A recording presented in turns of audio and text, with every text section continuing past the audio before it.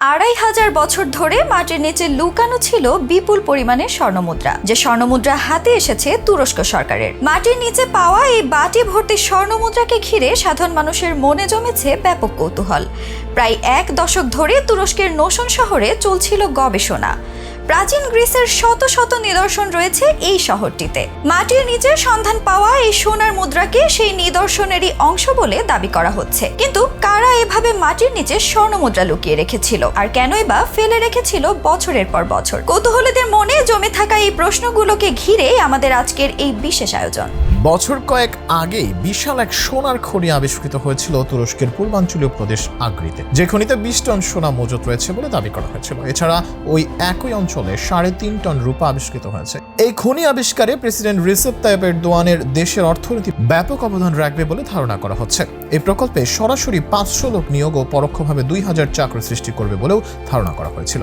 ২০২২ সালের শেষ দিকে এই খনি থেকে সোনা তোলার কাজ শুরু হয়। তুরস্কের খনি খাতে ১৩,০০০ লোক কাজ করছে।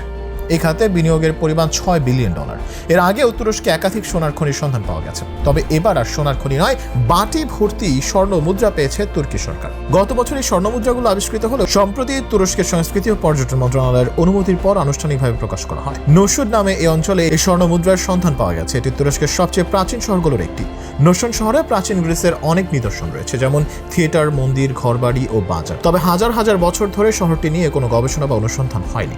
পরে ১ দশক আগে ক্রিস্টোফার রাট ও তার দলের সদস্যরা নোশন শহর নিয়ে গবেষণা শুরু করেন। শহরটিতে খোঁড়াখুড়ি শুরু হয় ২০২২ সালে। যুক্তরাষ্ট্রের মিশিগান বিশ্ববিদ্যালয়ের প্রত্নতাত্ত্বিকরা তুরস্কের নোশন শহরে প্রাচীন বিপুল সংখ্যক স্বর্ণের মুদ্রার সন্ধান পেয়েছে। ৮০ একর জমির উপর গড়ে ওঠা শহরটি এককালে খুবই সুরক্ষিত ছিল। সে হাজারো বছর আগের কথা। তখন শহরটি দখল করে রেখেছিলেন প্রাচীন গ্রিসের সম্রাটরা। এখন শহরটির শুধু ধ্বংসাবশেষই রয়েছে। সেখানে খোঁড়াখুড়ি করে মিলেছে স্বর্ণ মুদ্রা ভর্তি একটি পাত্র। প্রায় ২৫০০ বছর ধরে সেগুলো মাটির নিচে লুকানো ছিল। পশ্চিম তুরস্কে পারস্য সাম্রাজ্যকালীন সোনার মুদ্রার মজুদ আবিষ্কার করেছেন বলে দাবি করেছেন গবেষকরা। সম্প্রতি এক বিবৃতিতে প্রত্নতাত্ত্বিকরা অত্যন্ত বিরল এই আবিষ্কারের বিষয়টি নিশ্চিত করেন। মুদ্রার নকশায় দেখা যায় একজন তীরন্দাজ হাঁটু গেড়ে আছেন। এটি ডরিকের সঙ্গে সামঞ্জস্যপূর্ণ, যা পারস্য সাম্রাজ্যে ব্যবহৃত এক ধরনের স্বর্ণ মুদ্রা। খ্রিস্টপূর্ব ৬ষ্ঠ শতাব্দীর শেষ দিক থেকে মুদ্রাগুলো ব্যবহার করা হয়েছিল। গবেষকরা মনে করেন ৩৩০ খ্রিস্টপূর্বাব্দে আলেকজান্ডার দ্য গ্রেটের পারস্য সাম্রাজ্যের আগ পর্যন্ত ডরিক মুদ্রা মূলত ভাড়াটে সেনাদের অর্থ দেওয়ার জন্য ব্যবহৃত হতো। প্রত্নতাত্ত্বিক দলটি প্রাচীন গ্রিক শহর নোশনের মধ্যভাগে একটি বড় বাড়ির ভূগর্ভে রাখা পাত্রে কয়েকটি অনন্য নিদর্শনের পাশাপাশি এইসব মুদ্রার বিপুল মজুদ খুঁজে পায়। মুদ্রাগুলো পারস্য সাম্রাজ্যের সময় প্রচলিত ছিল। মিশিগান বিশ্ববিদ্যালয়ের ক্লাসিক্যাল স্টাডিজের অধ্যাপক ও নোশন আর্কিওলজিক্যাল প্রজেক্টের প্রকল্পের পরিচালক ক্রিস্টোফার রেড বলেন, সম্ভবত এটি নিরাপত্তার জন্য সেখানে সংরক্ষণ করা হয়েছিল, কোনো কারণে কখনো আর উদ্ধার হয়নি। এদিকে বিশ্ববিদ্যালয়ের এক সংবাদ বিজ্ঞপ্তিতে বলা হয়েছে, খ্রিস্টপূর্ব ৬০০ থেকে ১০০ খ্রিস্টাব্দ পর্যন্ত নোশন শহর দখল করে রেখেছিল গ্রিকরা। এর মধ্যে খ্রিস্টপূর্ব ৫০০ খ্রিস্টাব্দে একটি বাড়ির মেঝের নিচে হয়তো ইচ্ছা করে এই স্বর্ণ মুদ্রাগুলো লুকিয়ে রেখেছিলেন কোনো ভাড়াটে সেনা। ওই সময়টাতে খুবই যুদ্ধ বিগ্রহ চলছিল।